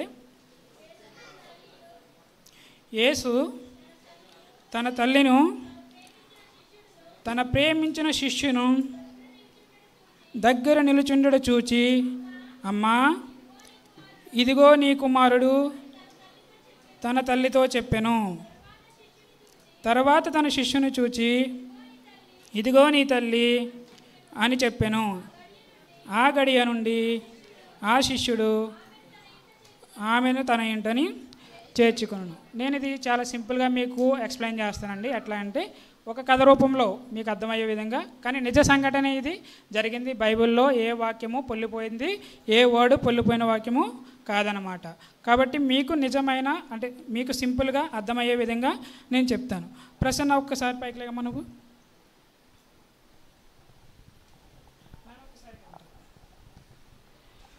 ఇప్పుడు యేసుప్రభు వారు పలికిన మూడవ మాట, ఏ మాట అండి? యేసుప్రభు వారు మరి పలికిన మూడవ మాట, ఇదిగో నీ తల్లి. అంటే ఈవిడ మరియా. ఈవిడెవరండి? మరియా. ఈయన ఎవరు? శిష్యుడు. ఈయన శిష్యుడండి. అయితే మరియను చూచి అంటున్నాడు అనమాట, మరియను చూచి, మరియా ఇదిగో నీ కుమారుడు. అంటే వేలాడుచున్న క్రీస్తు ప్రభు మరి వైపు చూసి, ఇదిగో నీ కుమారుడు. ఇతని వైపు చూసి తన శిష్యుని చూచి, రెండో మాటలో తన శిష్యుని చూసి, ఇదిగో నీ తల్లి అని ఎవరిని చూపిస్తున్నాడు? తన మరియని చూపిస్తున్నాడు అనమాట. కూర్చోండి. అయితే ఇక్కడ ఇదిగో అనే ఒక పదం పెట్టాడు కదా, అక్కడ అదిగో అని పదం పెడితే ఏమవుతుందండి? అదిగో అని ఒక పదం పెట్టాడంటే, ఫర్ ఎగ్జాంపుల్ మీరే ఉన్నారు, మీ పిల్లని ఒక వస్తువు తీసుకో, అక్కడ ఉన్నది అని అన్నారు అనుకోండి, వాళ్ళు తీసుకొస్తారా? ఒక్కొక్కసారి తీసుకురాకపోవచ్చు, అవునంటారా? సో ఇక్కడ ఇదిగో అంటే ఇక్కడ అమ్మ అనే ఒక పదమున ఉంది, అంటే ఒక ప్రేమ వాక్యం ఉంది. 2 ఇదిగో అంటే బాధ్యత అనే ఒక పదము కూడా ఉందన్నమాట. ఈ బాధ్యతను ఈ ప్రేమను కూడా ఇక్కడ ఏర్పాటు చేస్తున్నాడు. అంటే ఒక బాంధవ్యాన్ని, తను వెళ్ళిపోతున్నప్పుడు కూడా ఒక బాంధవ్యాన్ని చూపించాడనమాట. తల్లి మీద ఉన్న ప్రేమను ఎలా వ్యక్తపరుస్తున్నాడంటే ఈ బాంధవ్యం ద్వారా వ్యక్తపరుస్తున్నాడు. అంటే తన సిలువలో ఎంత పెయిన్ ఉన్నప్పటికీ, తను పొందుతున్న పెయిన్ అంత ఇంత కాదు. ఆ పెయిన్ నేను ఎట్లా ఉంటుందో ఒకసారి మీకు ఎక్స్ప్లెయిన్ చేస్తాను. ఆ పెయిన్ ఎట్లా ఉంటుందంటేనండి, సిలువ అనుభవించిన పెయిన్ ఒక వర్డ్ని తీసుకొచ్చారండి, ఇంగ్లీష్ వర్డ్ డిక్షనరీలో. ఆ డిక్షనరీలో ప్రత్యేకంగా యేసుప్రభు వారు సిలువలో పొందిన వర్డ్, ఆయన అనుభవించిన ఒక వర్డ్ని తీసుకొచ్చారనమాట. ఆ వర్డ్ ఏంటంటే ఎక్స్క్లూజివ్ పెయిన్. అంటే ఒక మామూలుగా పెయిన్ కాదనమాట, అది మానసిక పెయిన్ మరియు మన ఫిజికల్గా దెబ్బలుగా పొందిన పెయిన్ అన్నీ కలిపి ఒక పదాన్ని కలిపి దాన్ని exclusive pain, that means the pain which comes under cross. అంటే అది సిలువ నుంచి వచ్చిన ఒక పెయిన్ అనమాట. అంత బాధ నుంచి దేవుడు మరణించాడు. అంతేకాకుండా ఈ పెయిన్ ఇంకా ఎట్లా ఉంటుందంటే, ఫర్ ఎగ్జాంపుల్ మనకి ఏమైనా అంటుకున్నప్పుడు ఏదైనా ఒక దెబ్బ తగిలినప్పుడు మనం ఏం చేస్తాం? ఫ్యాన్ గాలి ఇసుకోవడము లేకపోతే అటువంటివి చేస్తాం, అవునంటారా? కొంచెం ఉపశమనం కలుగుతుందని. కానీ దేవునికి వచ్చిన పెయిన్ ఎటువంటిదంటే, మనకి కొండల వైపు ఆయన సిలువ వేశారు, వేలాడదీశారు, అవునా? సిలువను వేలాడదీసినప్పుడు కొండ వైపు నుంచి చాలా గాలి వస్తుంది, అవును కదండి? ఆ గాలి ఏంటంటే, ఆ గాలి వచ్చినప్పుడు ఆయన దేహాన్ని తాకినప్పుడు అది చాలా పెయిన్ఫుల్గా ఉందంట. మనకి ఎలా ఉన్నది? ఉపశమనం కలిగించేది ఉంది. కానీ ఆయన దెబ్బలు అంటే అంతగా ఆయనని కొరడాలతో చీల్చారన్నమాట. ఎంతలాగంటే చాలా కొరడాలతో, 1 తక్కువ 30 దెబ్బలు కొట్టారండి ప్రభువారిని. ఆ కొరడ ఎట్లా ఉంటుందంటే, మనకి ఇప్పుడు మనం బర్రెల్ని కోసుకున్నప్పుడు, నెక్స్ట్ ఎడ్ల బండిని తోలుతున్నప్పుడు మనకు ఒక కొరడ ఉంటుంది కదండి. ఆ కొరడ ఎలా ఉంటుంది? ఎదర కర్ర ఉంటుంది, తాడు ఉంటుంది, నెక్స్ట్ ఎదర చీలికలు ఉంటాయి, అవునండి? కొన్ని వాటికి చీలికలు ఉంటాయి. ప్రభువారికి వేసిన కూడా కొరడ అట్లాగే ఉంటుంది. కానీ అందులో లాస్ట్న ముళ్ళు అంటే గేలాలన్నమాట. గేలాలంటే ఆ గేలాలు కూడా ఎట్లా అంటే ఇనుప గేలాలు కాదండి, ఒక జంతువు ఎముకల నుండి తయారు చేసిన గేలాలు అనమాట అండి అవి. ఆ గేలాల నుంచి ప్రభువారిని ఆ చివర దెబ్బ కొడితే చర్మం వచ్చి పెచ్చులాగా ఊడి వచ్చేలాగా కొట్టారనమాట, అవునండి? అంతలాగా నెక్స్ట్ ఇప్పుడు చివరన ఈ చీలికలు ఉన్నాయి కదా, ఆ చీలికలకు కూడా ఒక బంతిల్లాగా కట్టి అట్లకి కూడా శీలలు అంటే మేకులు గుచ్చారు. పైన చివరన ఆ చీలికలకి ఏమండి గేలాలే కాకుండా మయాన్ని బంతుల్లో ఏం కొట్టారంటే మేకులు. అవి కొడుతుంటే ఎంత పెయిన్ వస్తుందండి? అటువంటి 1 తక్కువ 30 దెబ్బలు తిన్నారు, 39 దెబ్బలు తిన్నారండి ఆయన. 1 తక్కువ 40 దెబ్బలండి. నెక్స్ట్ ఇంకా దీని గురించి మీకు ఇంకా ఒక చిన్న సినిమా ఒకటి ఎక్స్ప్లెయిన్ చేస్తానండి. సినిమా అంటే ఇది నిజ జీవిత తీశారు. అంటే ఏంటంటే ప్యాసివ్ ఆఫ్ ద క్రైస్ట్, అంటే యేసు యొక్క జీవిత చరిత్ర అని ఒక సినిమా తీశారండి. ఈ సినిమా ఏంటంటే ఒక డైరెక్టర్ ఉన్నారు, నెక్స్ట్ ఒక నటుడు ఉన్నారు. అయితే ఈ నటుడు అంటే కొంచెం కరెక్ట్గా సూటబుల్ అవుతాడు, అంటే ప్రభువారిని చూచినట్టు కాదు కానీ కరెక్ట్గా సూటబుల్ అవుతాడు అని ఆయన ఎన్నుకున్నారు, అగ్రిమెంట్ చేసుకున్నారు, అంతా అయ్యింది. అయితే ఇప్పుడు మనం షూటింగ్ ప్రారంభించాలి, అవునంటారా? షూటింగ్ ప్రారంభించాలి అనేటప్పుడు ఏం చేశారంటే, ఇప్పుడు షూటింగ్ అంటే మనకంతా డూపే ఉంటుంది, అలాగే ఈయన కూడా ఒక డూప్ని రెడీ చేశారన్నమాట, ఒక పార్శ్వ దేహాన్ని రెడీ చేశారు. ఇప్పుడు మనకి ఈ దేహం ఉంది, ఈ దేహానికి మళ్ళా ఒక ప్లాస్టిక్ దేహాన్ని తయారు చేశారనమాట. ఈ ప్లాస్టిక్ దేహాన్ని తయారు చేసినప్పుడు ఏదైతే మనం ఇందాక ఎక్స్ప్లెయిన్ చేసామో రోమాలు కొరడాలంటే అవి సామాన్య కొరడాలు కాదండి. అవి ఏంటంటే వాళ్ళు ఉపయోగించే ఆ మారణాయుధాలు చాలా డేంజరస్ అనమాట. అటువంటి డేంజరస్లో ఇదొక మారణాయుధం. ఆ మారణాయుధాన్ని కూడా మనవాడికి అది ఈ నటుడు ఉన్నాడు కదా, ఇప్పుడు యాక్ట్ చేయాలి కదా, ఈ దేహాన్ని పార్శ్వ దేహాన్ని అంటే ప్లాస్టిక్ సర్జరీ చేసిన దేహాన్ని ఏర్పాటు చేశారనమాట. ఏర్పాటు చేస్తే అయితే సినిమా షూటింగ్ ప్రారంభించారు. మనవాడిని ఎలా కొట్టాలని, ఇప్పుడు కొరడాలతో కొట్టాలి అంటే ఏం చేయాలి? మన ప్రభువారిని సిలువ వేసినప్పుడు ఒక రాటకి ఎలాడదీసి ఇలాగ చేతులు కట్టి బొటన వేలుతో నిలబడాలి. బొటన వేళ్ళు అంటే మన కాళ్ళు బొటన వేలు ఉన్నాయి కదా, పాదాలు కూడా ఆంచడం కాదండి, పాదాలు కూడా ఆంచడం కాదు, బొటన వేలు మీద నిలబెట్టి పైన ప్రభు వారిని ఏలాడదీసి కొరడాలతో కొట్టారంటండి. అంత చిత్రహింస కొట్టారంట. అయితే ఈ నటుడికి ఫస్ట్ కొరడా దెబ్బ కొట్టగానే ఈ పైన ఒక దేహం ఏర్పాటు చేశారు కదా, ఆ దేహం కూడా ఏమైందంటండి, దేహములోంచి తన యొక్క మెయిన్ దేహానికి వెళ్ళింది. అంటే తన శరీరంలో ఉన్న చర్మానికి వెళ్ళి చీల్చుకుందంట. ఈ చీల్చుకోవడంలో తనకి అక్కడికక్కడే పడిపోయాడంట. అంటే ఫస్ట్ దెబ్బలోనే కాలి ఒక ఏమంటారు గేలము వెళ్ళి ఆయన యొక్క దేహాన్ని చీల్చుకునేటప్పటికే ఆయన కింద పడిపోయాడంటండి. ఆయన పడిపోయేటప్పటికి 104 ఫీవర్ అంటే 104 జ్వరం అంటండి, హై గ్రేడ్ ఫీవర్ అంట. అప్పటికప్పుడు పడిపోతే హాస్పిటల్లో జాయిన్ చేశారంట. హాస్పిటల్లో జాయిన్ చేస్తే మర్నాడు డైరెక్టర్ వెళ్ళి అప్పుడు ఎట్లా ఉందని డైరెక్టర్ అడిగితే, నాకు ఒక క్వశ్చన్ ఉంది మిమ్మల్ని అడగాలని నటుడు డైరెక్టర్ని అడిగాడంట. ఏమని? అయ్యా, ప్రభువారిని సిలువ వేసింది నిజమేనా అని అడిగితే, మనము తీసే సినిమాలో ఓన్లీ ప్రభువారిది అనుభవించింది మనం 15% అంటే 15% మాత్రమే మనం చూపిస్తున్నాము. అంటే అర్థం చేసుకోవాలి మనం ఎంత ప్రభువు గారిని హింసించారో. ఆ దెబ్బను బట్టి ఆయన నటుడు యాక్చువల్గా దేవుడిని నమ్ముకోలేదు. ఆ ఫస్ట్ దెబ్బను బట్టి ఆయన చెప్పిన మాటను బట్టి ఆయన రక్షణ పొందాడండి. దేవునికి స్తోత్రం. హల్లెలూయా. ఇక్కడ మనకి ఫస్ట్ వాళ్ళు ఏముంది, అమ్మ ఇదిగో నీ కుమారుడు అంటే అమ్మ అని ఒక ప్రేమను చూపిస్తున్నాడు. అంటే ఫస్ట్ వర్డ్ ఏంటంటే అమ్మ. ఇప్పుడు మన చిన్నపిల్లలు ఉన్నారు, ఫస్ట్ వాళ్ళు మాట్లాడామనుకోండి అమ్మ అంటే ఎంత ముద్దుగా మాట్లాడతారండి. అవి మన గ్యాప్ ఉంటాయా లేవా? కంపల్సరీ గ్యాప్ ఉంటాయి. అవునంటారా కదంటారా? కంపల్సరీ గ్యాప్ ఉంటాయి. అదే లాస్ట్ వర్డ్స్ ఈ ప్రభు వారు కూడా అయ్యే చెప్తున్నారు. లాస్ట్ వర్డ్స్ ఏమంటున్నాడు? ఇదిగో నీ తల్లి, ఇదిగో నీ కుమారుడు. అంటే బాధ్యత అప్పగించాడు. ఎవరికి? ఇద్దరికి అప్పచెప్పాడు. అటు మరియుకు అప్పచెప్పాడు. యోహాను అంటే మిగతా అంతా ఏమైపోయారు? చెదిరిపోయారంటే గెత్సెమనే తోటలో ఈయన పట్టుకోవడానికి వచ్చినప్పుడు వీళ్ళు కూడా నన్ను వాళ్ళని బంధించేసి చిత్రహింసలు పెట్టేస్తారని అందరూ పారిపోయారు. యోహాను కూడా పారిపోయిన వాడు ఏం చేశాడు? మరలా వెనక్కి తిరిగి వచ్చాడనమాట. వెనక్కి తిరిగి వచ్చి యేసు వెంటే ఉన్నాడు. అలాగే తన తల్లి కూడా ఫస్ట్లో రాలేదు. ఫస్ట్ కొంచెం సంశయించింది. కానీ తల్లి ప్రేమ ఎటువంటిదండి? తల్లి ప్రేమ తన కుమారుడు చనిపోతున్నాడని తెలిసి కూడా వెళ్ళి తన ప్రాణాన్ని అర్పించడానికి కూడా వెనకాడింది తల్లి. అటువంటి తల్లి తనకు లాస్ట్లో వెళ్ళి ఇద్దరికి ఆ వాక్యాలు చెప్పాడనమాట. బాధ్యతను అప్పచెప్పాడు. ఇక మనకి నిర్గమకాండంలో 20:12 ఉంటుందండి, తల్లిని తండ్రిని సన్మానించము. నువ్వు దేశంలో దీర్ఘాయుష్యవంతుడు అగునట్లు నీ తల్లిని నీ తండ్రిని సన్మానించము. నీ తల్లిని నీ తండ్రిని సన్మానించడం అంటే మన సన్మానాలు చేస్తాం కదండి. సుబ్రహ్మణ్య సిల్క్ హౌస్కి వెళ్ళి సాల్వాలు తెచ్చేసి మనం పూలదండలు వేసి మన సన్మానం చేస్తాం. అది మంచిదే. నేనేమంటున్నానంటే అది సన్మానం. ఇక్కడ తల్లిని తండ్రిని గురించి అంటున్నారు. ఆ సన్మానం ఎవరికి చేస్తాం? మనం సామాజికవేత్తలకు, సమాజాన్ని ఉద్ధరించిన వారికి గౌరవప్రదమైన మనం సన్మానం చేస్తాం. అవునంటారా కదంటారా? ఇక్కడ మనము చేయవలసిన సన్మానం గురించి దేవుడు చెప్తున్నాడు. తల్లిని సన్మానించము, తండ్రిని సన్మానించుడి.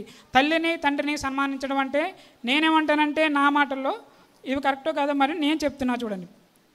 సన్మానము అనగా మనం ఇప్పుడు నేనే ఉన్నాను, మా అమ్మగారు ఉన్నారు, ఇప్పుడు ఆవిడ మాట నేను వినడమే సన్మానం. ఆమె ఆజ్ఞను వినడమే సన్మానం. విధేయుడుగా ఉండడమే సన్మానం. ఆమె ఆజ్ఞలు గైకొనడమే సన్మానం. ఇంకా ఇప్పుడు చదువుకునే వాళ్ళు ఉన్నారనుకో, వాళ్ళు ఫస్ట్ క్లాస్ వచ్చారనుకో, అదేమవుతుందండి? సన్మానమేనండి. వాళ్ళ తల్లిదండ్రులకు సన్మానమే. మీరేం చెప్తారు? మీ అబ్బాయి ఫస్ట్ క్లాస్లో పాస్ అయ్యాడంట కదా అని ఒక గౌరవం ఉంటుందా లేదండి? కంపల్సరీ ఉంటుంది. ఒక ప్రయోజనం. ఎందుకంటే ఈ మాటలు ఎందుకు చెప్తున్నానంటే, నేను వాళ్ళ మాటలు ఎందుకు వినాలని నేను ఎందుకు చెప్తున్నానంటే, ఒక మాట విన్నప్పుడు అది కంపల్సరీ మనము తల్లిదండ్రుల మాట వింటే గొప్ప ప్రయోజకులు అవుతాము. గొప్ప ప్రయోజకులు అవ్వమంటే వాళ్ళు సమాజంలో ఉన్నప్పుడు నీ కుమారుడు నీ కుమార్తె ఇట్లా చేస్తున్నారు, నీ మాట విన్నారు, అదే నీ కుమారుడు ఇంత బాగా చెప్తున్నాడు, ఇన్ని మార్కులు తెచ్చుకున్నాడు అని అంటారు. అది సన్మానం అంటారా కాదంటారా? అది సన్మానం అండి. కాబట్టి ఇక్కడ మనకి దేవుడి వాక్యం ఏం చూపించిందంటే, ఈ వాక్యంలో నీ తల్లి ఇదిగో నీ తల్లి, అమ్మా ఇదిగో నీ తల్లి, అమ్మా ఇదిగో నీ కుమారుడు అని ఇక్కడ 2 వాక్యాలు మనకి కనిపిస్తున్నాయి. ఒకటి ప్రేమ, 2 బాధ్యత. ఇవి మనము ప్రేమను చూపించే వారమై ఉండాలి, బాధ్యత తీసుకునే వారమై ఉండాలి. ఈ 2 మనము కలిగి ఉండేలాగన దేవుడు మనకి ఇచ్చేలాగన ప్రార్థన చేసుకుందామండి. ఇచ్చేవాడు చిన్న వాక్యం దీవించండి. ఆమేన్.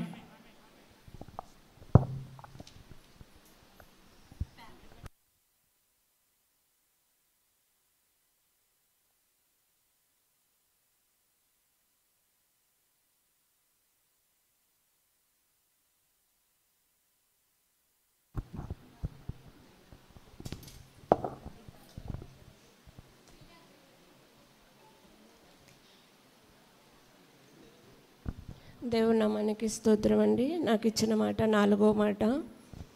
ఏ పాపమెరుగని యో పావనామూర్తి పాప విమోచకుండా నా పాలి దైవమా నా పాపముల కొరా ఈ పాటలు నందినావా. నా పాలి దైవమా నా పాపముల కొరా ఈ పాటలు నొందినావా. ఆకాల కర్ములు భీకరమ్మున నిన్ను ఆ కొయ్యపై నుంచిరా. నీ కాళ్ళు చేతులు నా కొయ్యకే సూది మేకులతో గ్రుచ్చినారా. ఆకాల కర్ములు భీకరంబున నిన్ను ఆ కొయ్యపై నుంచినారా. నీ కాళ్ళు చేతులు నా కొయ్యకే సూది మేకులతో గ్రుచ్చినారా. దేవుడు నామానికి స్తోత్రం అండి. దేవుడు సిలువలో పలికిన 7 మాటల్లో 4వ మాట నాదేంటంటే, నా దేవా నా దేవా నన్ను ఎందుకు చెయ్యి విడిచితివి. మత్తయి సువార్త 27వ అధ్యాయము 46వ వచనంలో ఉంటుంది ఇది. నా దేవా నన్ను ఎందుకు చెయ్యి విడిచితివి. ప్రభువారు సిలువలో 7 పలుకులు 7 మాటలు పలికారు. అంటే ఉదయం 9 గంటల నుంచి మధ్యాహ్నం 3 గంటల వరకు ప్రభువారు 7 మాటలు పలికారు. 4వ మాట వచ్చేసరికి మధ్యాహ్నం నుంచి 3 గంటల వరకు కటిక చీకటి ఆవిరమయ్యి గర్భాలయపు తెర నడిమికి చిరిగిపోయింది. అంటే ఆలయము, పరిశుద్ధాలయము, గర్భాలయము అని 3 భాగాలు. సపోజు గుమ్మాలో నుంచి మనం ఎంటర్ అవ్వడం, గుమ్మం ద్వారబంధం దగ్గరికి రావడం అది ఆలయం అయితే, దేవాలయం మందిరంలోకి వచ్చి మనం కూర్చున్నది దేవాలయం అయితే, ఆలయంలోకి వస్తే గర్భాలయం బలిపీఠం. గర్భాలయం అనేది ఏంటి? 3వ స్థానం బలిపీఠం అంట. అంటే ఈ బలిపీఠం మీదకి వెళ్ళడము గర్భాలయం. ఈ 3 గంటల సమయంలో ఏమైందంటే కటిక చీకటి మధ్యాహ్నము నుంచి 3 గంటల వరకు ఏమి ఆవరించి ఉందంటే కటిక చీకటి ఆవరించి ఉందంట. ఈ కటిక చీకటి ఆవరించడంతో అంతవరకు గర్భాలయంలోకి ఎవరు ప్రవేశించేవారంటే యాజకులు మాత్రమే బలులు అర్పించడానికి ప్రవేశించేవారు. ప్రభువారు సిలువ మీద పలికిన 4వ మాటతో గర్భాలయము తెర ఎప్పుడైతే చినిగిపోయిందో విశ్వాసులుగా అంటే సంఘ స్థాపన అనేది జరిగింది. అప్పుడు అందరూ కూడా గర్భాలయంలోకి ప్రవేశించడానికి దేవుడు మనకి ద్వారం తెరచెను. హల్లెలూయా, దేవుడి నామానికి స్తోత్రం. ఇక్కడ ఏమంటున్నాడంటే ఏలి ఏలి లామా సబక్తా అంటూ ప్రభువారు 4వ మాట పలుకుతున్నప్పుడు అక్కడున్న యూదులందరూ కూడా సిలువేసినప్పుడు రోమనికులు అందరూ కూడా వాళ్ళు ఏమనుకుంటున్నారంటే ఏలి ఏలి లామా సబక్తా, ఏలియా అని పిలుస్తున్నాడేమో, ఏలియా అంటే పాత నిబంధన గ్రంథంలో ఏలియా అనగా యెహోవా దేవుడు అని అర్థం అన్నమాట. ఏలియా అంటే ఏంటంటే యెహోవా దేవుడు. కొంతమంది ఏమనుకుంటున్నారంటే ఏలియా అని పిలుస్తున్నాడంటే యెహోవా అని పిలుస్తున్నాడేమోనని కొంతమంది అనుకుంటుంటే, అక్కడ రోమన్ ఆచార ప్రకారంగా ఎలిహాస్ అంటే ఒక అన్య దేవత పేరు అన్నమాట. ఇదేంటి, వీడు దేవుడు అన్నాడు కదా, అద్భుతాలు చేశాడు కదా, ఎలియాస్ అని పిలుస్తున్నాడేంటి అని మరికొంతమంది అక్కడ విఘటనగా మాట్లాడుకుంటూ ఉంటున్నారు అన్నమాట. ప్రభువారు ఏం చెప్తున్నాడు, ఏలి ఏలి లామా సబక్త, ఎలోయి ఎలోయి లామా సబక్త, నా దేవా నన్ను వేళ చేయి విడిచితివి. ప్రభు మొదటి మాట పలికేటప్పుడు ఏమన్నాడంటే, తండ్రి వీరేమి చేయుచున్నారో వీరెరుగరు గనుక వీరిని క్షమించు. మన యొక్క పాపాలు క్షమించడం కోసము ఆయన తండ్రికి ఏం చేస్తున్నాడు, అభ్యర్థన చేస్తున్నాడు, అప్లికేషన్ పెడుతున్నాడు. మన మీద నేరారోపణ అంటే ఎవరైనా మన బిడ్డను కొట్టారనుకోండి, మనం ఊరుకుంటామా, వెంటనే తగ్గుకి వెళ్ళిపోతాం కదా, వారవలేని మనుషులం మనం కదా. అలాగే అక్కడ ఏమంటున్నాడంటే ప్రభుకి తండ్రికి విజ్ఞాపన చేసుకున్నాడు, అభ్యర్థన మొదటి మాట. రెండో మాట, నేడు నీవు నాతో కూడా పరదేశీలో ఉండు. నేడు ఈరోజే ఈ క్షణమే నాతో నువ్వు పరదేశి. అప్పుడు ప్రభువారు సిలువైనప్పటికీ పరదేశి ఎక్కడుందంటే పాతాళం కింద భాగంలో, ఒకవైపు పాతాళం ఒకవైపు పరదేశి పక్క పక్కన. లాజరు చనిపోయి అబ్రహాము రొమ్ము నానుకున్నప్పుడు పాతాళములో ఉన్న అగ్నిగుణంలో కాలుతున్న ధనవంతుడికి లాజరు కంటికి కనిపిస్తూ ఉన్నాడు. పరదేశిలో ఉండు అన్నాడు. అతనికి ఏమిచ్చాడు, అభయమిచ్చాడు. నువ్వు భయపడకు, నీకు నేను రక్షణ ఇస్తున్నా, నాతో పాటుగా నా రాజ్యంలోకి తీసుకెళ్ళిపోతానని అభయం ఇచ్చాడు. మూడో మాట, తల్లికి ఆదరణ చూపించాడు, ఇదిగో నీ కుమారుడు, ఇదిగో నీ తల్లి అని. నాలుగో మాట అంటే ఫస్ట్ మాటలో తండ్రిని స్తుతించాడు, తండ్రి అని పిలిచాడు. మూడు మాటలతో తండ్రికి అభ్యర్థన చేయడం, ఆదరణ చూపడం, రిలేషన్ కలిగి ఉన్నాడు. నాలుగో మాటకు వచ్చేసరికి తండ్రి నుంచి కుమారుడు చెయ్య విడవబడింది. తండ్రి నుంచి ఎవరు చెయ్యి విడవబడింది, కుమారుడు చెయ్య విడవబడింది. అలా విడవబడకపోతే అక్కడ సిలువ యాగం జరగదు. ప్రభువారు ప్రాణము పోదు. అక్కడ అంటున్నాడు, నా ప్రాణం తీయడానికైనా నా ప్రాణం తిరిగి నేను పెట్టుకోవడానికైనా నేను ఒక్కడినే అర్హుడిని అని చెప్తున్నాడు. అంటే ఇక్కడ తండ్రి ఒక శరీరధారిగా వాక్యం వచ్చినప్పుడు ఆ వాక్యానికి జీవహింసగా అక్కడ చూపించి తండ్రి చెయ్యి విడిచాడు. నా దేవా ఏలనా చెయ్యి విడిచింది. ఈ నాలుగో మాటకి 4 అనే సంఖ్య చాలా, ఒక్కొక్క సంఖ్యకి ఒక్కొక్క విలువ ఉంది. ప్రభువారి సింహాసనము, కేరూబుల మీద సింహాసన ఆసీనుడైన యేసయ్య యెషయాలో ఉంటుంది. కేరూబులు అనగా 4 జీవులు. 4 జీవుల మీద ఆయన ఆసీనుడై ఉంటాడు. 4 జీవులు ఎలా ఉంటాయంటే, ఒకటి ఎద్దు ముఖము, ఒకటి పక్షి ముఖము, ఒకటి సింహం ముఖము, ఒకటి మనిషి ముఖము. అంటే ఎద్దు అంటే యాజకుడికి సాదృశ్యం, మనిషి అంటే మనిషి యొక్క పాపాన్ని శిక్షించడం అంటే తుడిచివేయడం కోసం యాజకుడిగా ఆయన బలి అయిపోయాడు. ఎలా ఆరోహణం అయిపోయాడు, పక్షి రాజు రెక్కలు చాపుకుని పైకి ఎగురున్నట్టుగా ఆరోహణం అయిపోయినాడు. సింహము, యూదా గోత్రపు సింహము. మన యేసు ఏమై ఉన్నాడు, యూదా గోత్రపు సింహం అయి ఉన్నాడు. ఈ 4 జీవులు ఎలా ఉంటాయంటే, ఇలా తల్లు కిందకు వంచుకుండి ఓన్లీ ఈ సోల్జర్స్ మీదే సింహాసనం అది. అయ్యో నా వంతు కదా నేను ముందు వెళ్ళాలి, అయ్యో నా వంతు కదా నేను ముందు వెళ్ళాను అనడానికి కుదరదు. ఆయన చేసుకున్న సింహాసనాలు కేరూబులు 5 అయితే అందులో లూసిఫర్ గడు తప్పుకున్నాడు. మిగతా 4 ప్రభువుని తిప్పడానికి ఉన్న కేరూబులు.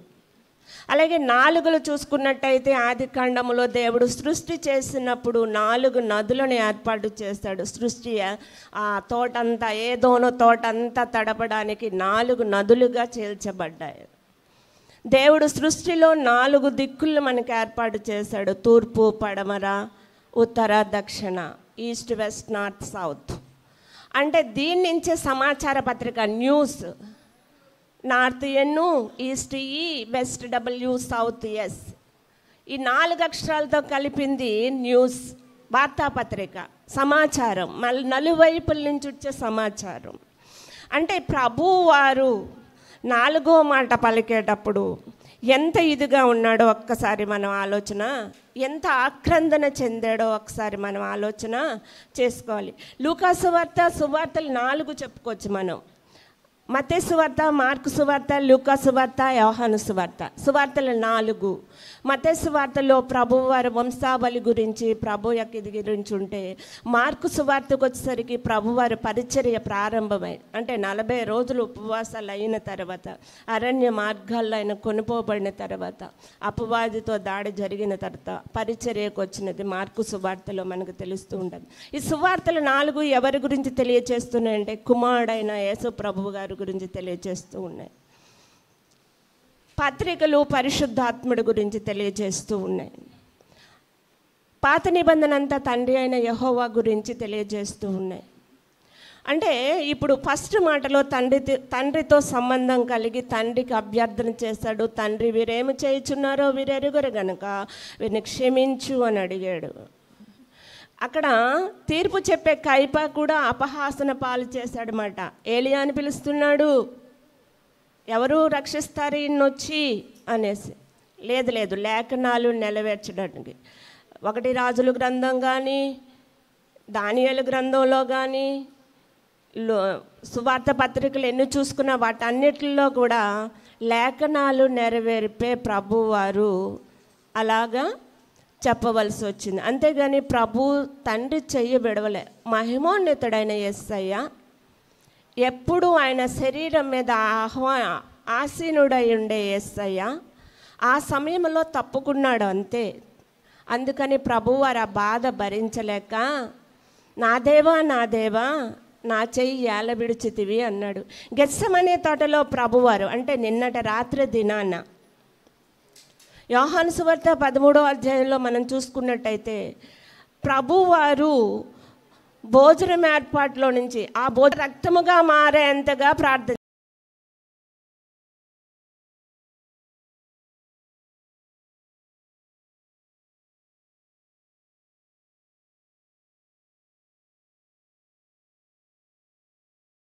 చేస్తాడు.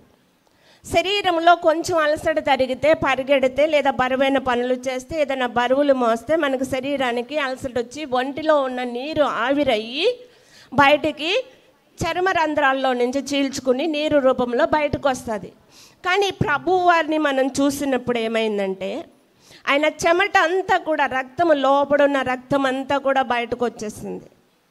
ఆ రక్తం అంతా వచ్చేంతగా ఆయన ప్రార్థన చేస్తూనే ఉన్నాడు. గెత్సెమనే తోటలో ప్రతి దురాత్మనికి సవాళ్ళు విసురుతూ నేను బలిలో దిగాను రండి అనేసి సవాలు చేస్తూ ఆయన ప్రార్థన చేస్తూ తండ్రికి అభ్యర్థన చేస్తూ ప్రార్థన చేస్తూ ఉన్నప్పుడు రక్తం అంతా కూడా చెమటలా బయటకు వచ్చేసింది. అలాంటి సమయంలోనే ఇస్కరేతు యూదా ప్రార్థన ముగించుకుని వాళ్ళు వస్తున్నప్పుడు, పేతురు గారు, యోహాను, యేసుప్రభు వారు 3 శిష్యులతో వస్తున్నప్పుడు దేవుని యూదా అప్పచెప్పాడు. ఇస్కరేతు యూదా రోమన్లకి. అంటే అక్కడ ఎందుకు అప్పచెప్పాడు అంటే వాళ్ళలోకి అపవాది ఎంటర్ అయిపోయి ఉన్నాడు. మీకు ఒకటి అర్థమవుతుందా?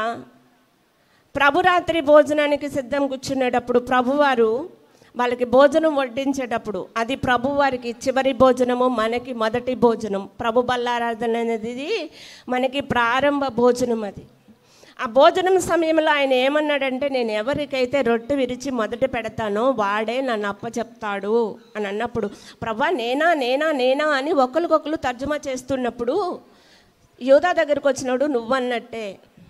చూడండి, ఎవరైనా భోజనం దగ్గర కూర్చున్నప్పుడు లెగుస్తుంటే లెగద్దమ్మా లెగద్దు, మీరు తినేసాకే ఆ పని చేయండి అమ్మా, మీరు భోజనం దగ్గర నుంచి. ఎందుకని భోజనం దగ్గర నుంచి లెగిస్తే ఎంత పాపము. అన్నం నోటి దగ్గర అన్నాన్ని చెడగొట్టడం మహాపాపం కదా. అమ్మమ్మ లెగద్దు, మీరు భోజనం చేయండి, తర్వాతే మాకు కావాల్సింది అని అంటాం కదా మనుషులుగా మనం. కానీ ప్రభువారు అదే ఎందుకు అక్కడ చెయ్యాలి అని అనుకున్నారు? తన వస్త్రాన్ని పక్కన పెట్టి నడానికి రుమాలు కట్టుకుని, వస్త్రం అంటే మహిమ వస్త్రము, అధికార వస్త్రం. ఆయన దైవతా వస్త్రాన్ని పక్కన పెట్టాడు. దైవతా వస్త్రముతో, మహిమ వస్త్రముతో మానవుని కాళ్ళు తాకడం చాలా ఇది.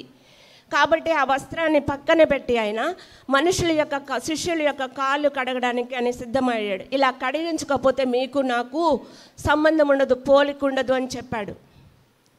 అలాంటప్పుడనే యూదా గుండెల్లో మెరగాలి, అయ్యో ఇతన్నా నేను అప్పచెప్పేది, ఇతన్నా నేను వాళ్ళకి సిలువకు అప్పచెప్పేదన్న భయం వణుకు వాళ్ళలో పుట్టాలి. పుట్టిందా?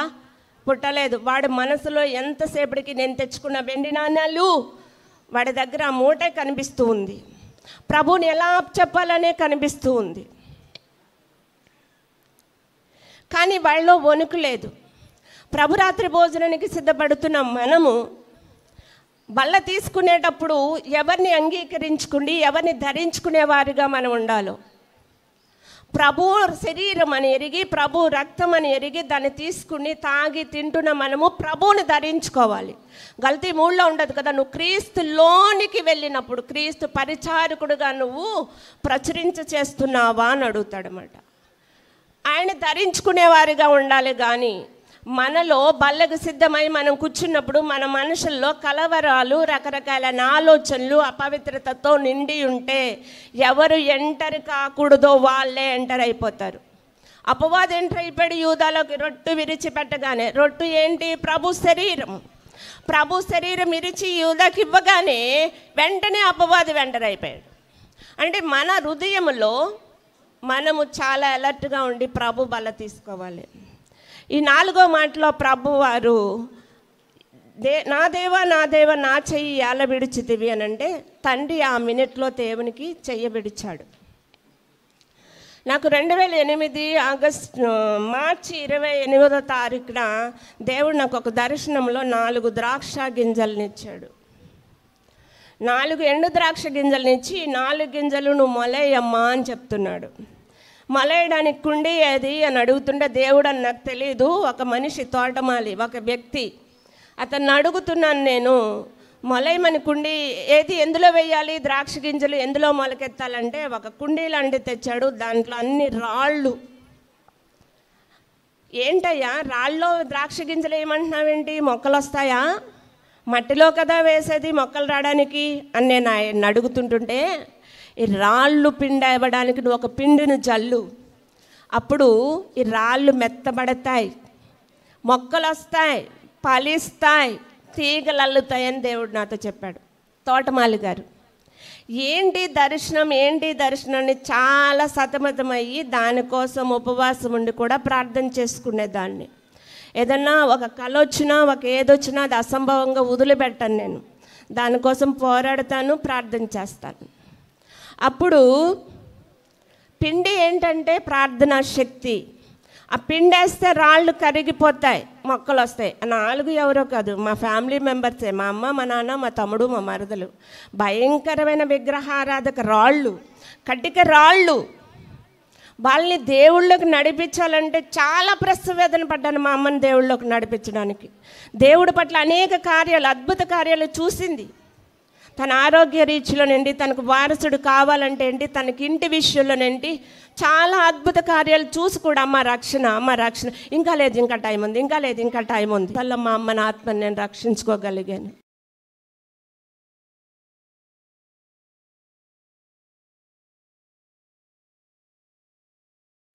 మా అమ్మ ఆత్మ రక్షింపబడింది మా నాన్నగారి కోసం ప్రార్థన చేస్తూ ఉంటే. ఈ సంవత్సరం ఈస్టర్కి ఎలాగైనా ఆయన రక్షించుకోవాలని చాలా ఆక్రందనతో ప్రభు పాదాలు పట్టుకుంటే ఆయన రక్షణకు అంగీకరించారు. కానీ రక్షణ తీసుకుంటానన్నారు, కానీ తన మనవడి దగ్గర తీసుకుంటాను అని అన్నారన్నమాట. అంటే మా అమ్మాయి మా అల్లుడి గారి దగ్గర తీసుకుంటాను అని అన్నారు. ఓకే ప్రభు, అంతవరకు ఎక్కడ తీసుకుంటే ఏంటి, ఆయన ఆత్మ అగ్నిగుండానికి వెళ్ళకుండా యేసయ్య సన్నిధికి వెళ్ళాలి, అదే నా ఆశ. ఇంకా 2 ద్రాక్ష గింజలు మొలవాలి. వాటిని జయించాలంటే నేను చాలా భారంతో కూడిన ప్రార్థన చెయ్యాలన్నమాట. చాలా గడ్డురాళ్ళన్నమాట మా తమ్ముడు, మా మరుదులు, భయంకరమైన విగ్రహారాధకులు. కాబట్టి దేవుడు చూపించిన, నేను ప్రభువుని అడుగుతున్నాను రేపు. అసలు యాక్చువల్గా నేను చెప్పాలని అనుకోలే, గుడ్ ఫ్రైడేలో మాటలు చెప్పాలని అనుకోలేదు అసలు. కొన్ని సంవత్సరాల్లో నేను ఇలా చెప్తుంటున్నాడే కొంతమంది నేను విన్నా చెవులారా, రేపుక సోది చెప్తుంది కొంచెం పిల్ల రేపుక అని అన్నవాళ్ళు. కొంచెం పిల్లలు రేపుగా మైక్ పట్టుకుంటే సమయం దొరకకుండా చెప్తుంది అన్నవాళ్ళు, ఈ మాటలు ఎందుకు ప్రభా నేను చెప్పకూడదు అని అనుకున్నప్పుడు 4 అంకెని దేవుడు చూపించాడు నాకు. అంటే నాకు ఇవ్వబోయే మాట 4 అని నాకు తెలిసిపోయింది. రాత్రి ప్రేయర్లో జోషి కూడా వచ్చి 4 మాట. వెంటనే దీని నిమిషం నేను ఏం చెప్పాలంటే అప్పుడు ప్రభు నాకు గుర్తు చేసింది, 4 ద్రాక్ష గింజలు ఉన్నాయి కదా పోరాటం. 40 రోజుల నుంచి ఈ రోజు వరకు నేను ఉపవాసంలో ఉన్నానంటే ద్రవ రూపంలోనే తీసుకుంటూ ఉన్నానంటే నా తండ్రి నా చెయ్యి విడవలేదు, దేవుడు నన్ను ఎత్తుకునే ఉన్నాడు. ఎంత ఎండలో నడిచి వెళ్ళొచ్చినా, ఎంత స్కూల్లో అరిసినా, ఎంత పిల్లలతో గద్దించినా ప్రభు వాలిపోక సోలిపోకుండా నన్ను ఎత్తుకునే ఉన్నాడు. 4 సార్లు నాకు బలహీనత అనేది ఏర్పాటు చేసింది. అపవాది పడగొట్టాలని చాలా కుయంత్రాలు, చాలా బలహీనం, భరించలేనంత నీరసం, లేవలేనంత శక్తి. అయినా యేసు రక్తంలో నేను శక్తిమంతురాలు అనుకునేదాన్ని, బలంగా ముందుకి వెళ్ళేదాన్ని. అలాగ దేవుడు ఈ రోజుని పలికిన 4వ మాట, ఈ క్షణంలో దేవుడు అంటే ఈ చీకటి సమయంలో మనము అన్ని చీకటి చాలా భయంకరమైన పరిస్థితికి, ఐగుప్తులో చీకటి అంతా 3 రోజులు అలివిన ఇశ్రాయేలు కుటుంబాల్లో వెలుగుతో నింపబడింది. అంటే ఎందుకంటే ప్రభు వాళ్ళని అంగీకరించారు, ప్రభువుని వాళ్ళు ధరించుకుని ఉన్నారు. కాబట్టి 40 రోజుల నుంచి మనం ప్రార్థనలోకి వస్తున్నాము, ప్రార్థనలో పోరాడుతున్నాము, ప్రభువుని అంగీకరించుకున్న వాళ్ళుగా మనం ఉన్నాము, ప్రభు వెలుగును మనం ధరించుకున్న వాళ్ళుగా ఉండాలి. మనలో ఉన్న చీకటి పాపాలు సమస్తము పారిపోవాలన్నమాట. యేసు ప్రభు వారు సిలువ 150 కేజీలేను, నిలువ కమ్మి 100 కేజీలు, అడ్డకమ్మి 50 కేజీలు, ఒకదానితో ఒకటి సంబంధం ఏర్పరచుకున్న ఆయనకి మనకి సంబంధంతో మనం నిండి ఉన్నాం. కాబట్టి ప్రభుతో ఎన్నడూ ప్రభు మన చెయ్యి విడవకుండా ఇడువని ఎడబాయిన దేవుడిగా ఆయన కౌగిట్లో మనం ఒదిగిపోయే వాళ్ళుగా ఉండాలి. దేవుడి పరిశుద్ధ మాటలు మన వెనుకల్లో దీవించి ఆశీర్వదించునుగాక. ఆమె.